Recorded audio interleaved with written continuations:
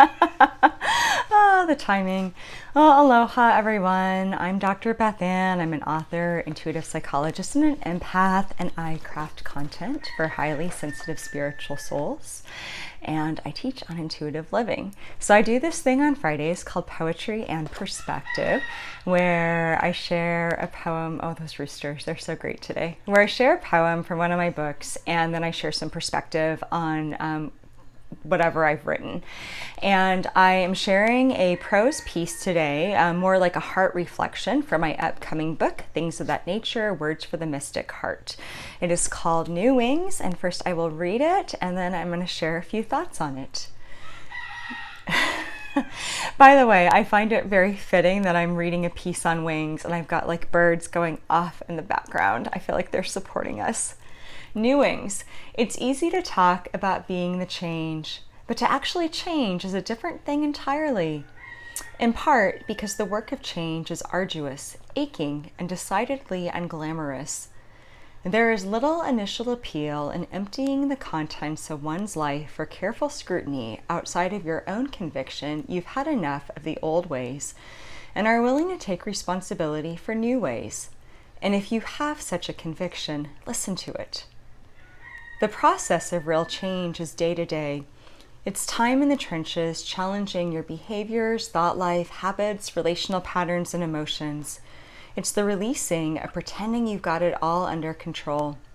It's a commitment to do things differently and then doing the work.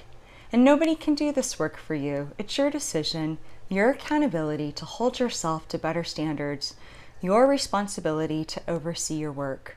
Work that is lacking in glory because it occurs inside, and there is little validation initially for such tiresome internal tasks. But if you stick with it, the validation will come. Possibly from others, but by that time it truly won't matter, for you will have found that in the process of changing your life, you have fallen in love with your life and vision, and you will have claimed your life with such beautiful embodiment that you will never go back to the way things were before. You cannot fit a butterfly who is busy flying free back into its cocoon of smaller things, for it will have grown much too wild to want to do anything but keep shedding, letting, and spreading its new wings. I feel like something that's universally challenging for all of us on our spiritual journeys is when we are like in the trenches, when we don't see things clearly, when we are like doing the work of self and we feel called to make changes inside of us and we can't see where it's going. I feel like that's where a lot of discouragement happens. It's where we wonder, did I miss the path? Is anything going to come from this? Where's the light at the end of the tunnel? When you're in the trenches, it's hard to see the bigger picture. You can't see the forest through the trees, so to speak. And that's what change process often is. When we feel called to change something inside of ourselves, it's scary. It is like opening up a closet and slowly like just taking everything out and throwing it on the floor, and you're gonna have to decide like, what do I want to keep?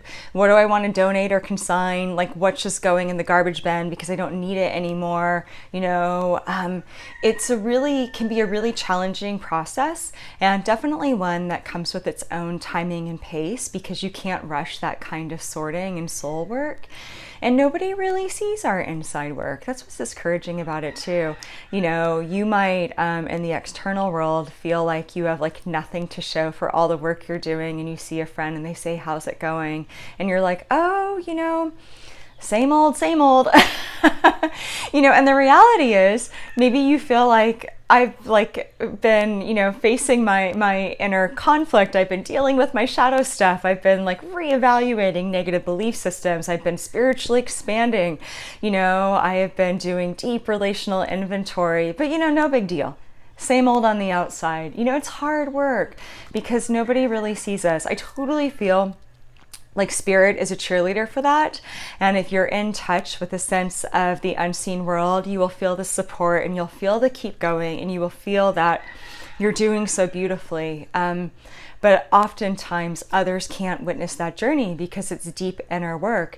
And I think the beauty of that kind of work is that it really forces us to fully embody who we are. If somebody else is holding our hand, making it easy on us, it's way too easy to rely on them to kind of help us do the work instead of just showing up and doing it ourselves. And small disclaimer, that's not to say don't get professional help. Do get professional help.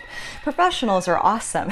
That's what they and we are here for. But what I mean is, at the end of the day, you're the one who is laying on your pillow at night thinking about all the stuff that you're trying to work through if you can't sleep. You know, you're the one who has to like be inside your body and be inside your emotional body. It's up to us to be those change makers. You know, and for a moment I wasn't going to read this because I thought the first part of it kind of sounded heavy. And then I was like, but it's so beautiful, because that's where we have so much power to say, I'm going to believe in what I can't see. I'm going to do this work anyways because I know something better is waiting for me on the other side. It always is. And then we start to come out of the cocoon and it opens up and we see the bigger picture and we see where all of our hard work is starting to come together, and we finally see like the forest. We see the trees that we've been through, and we see where it was leading, and we've transformed and changed so much we can't go back to the old way of doing things. And I find that profoundly beautiful. So wherever you're at today in your own change process, stick with yourself. Stick with the digging if you're digging, stick with the sorting if you're sorting. Stick with the transformation if you're transforming. And if you are looking at the full forest and saying, I'm so glad I'm on the other side, you know, enjoy it and celebrate all the hard work that you've done. Thank you so much for joining me for Poetry and Perspective today. If you're watching me on YouTube and would like to join me for more talks, please feel free to subscribe. And my newest book will be out October 29th. So stay tuned on my Facebook and my YouTube and my website for more information, BethAnneKW.com. All right, aloha and light. Be well, everybody.